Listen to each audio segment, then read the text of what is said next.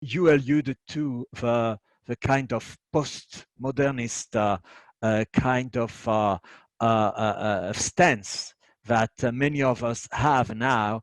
And I think that the postmodernism is important in the sense that it helps us not to destroy, but to reconstruct. This is something which is very important.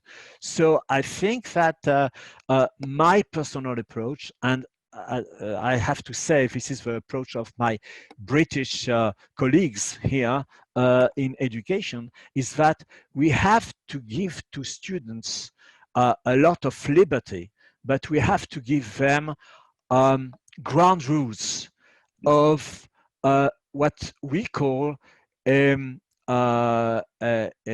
accountable talk. We have to be accountable, thanks first of all to the other. That is to say, we have to respect the other, we have to listen to him or to her, we have to construct our ideas on the other. Also, we have to be, in the ground rules, we have to be accountable to reasoning. That is to say, I can say something, anything, without giving a reason for what I say. So it is something which is reasoned. And also, for the accountable to reason, we have to be, the student has to be prepared to critique, to challenges, to possibilities of refutation. If I'm not prepared to that, the teacher is has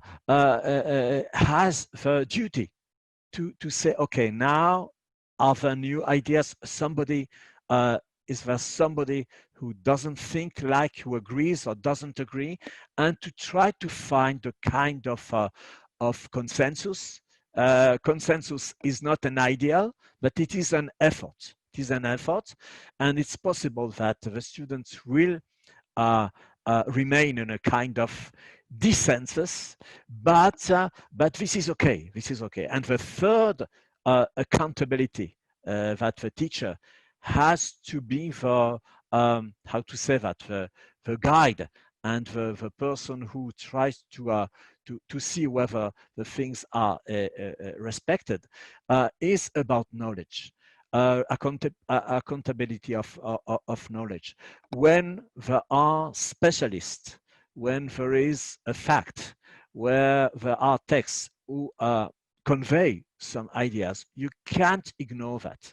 You know, I don't want to speak about political figures, you know, overseas. I don't want to speak about that, but I think that here we have to be accountable to knowledge, to text, and so on. So these are the things that a teacher has to keep for the students, to be the gatekeeper.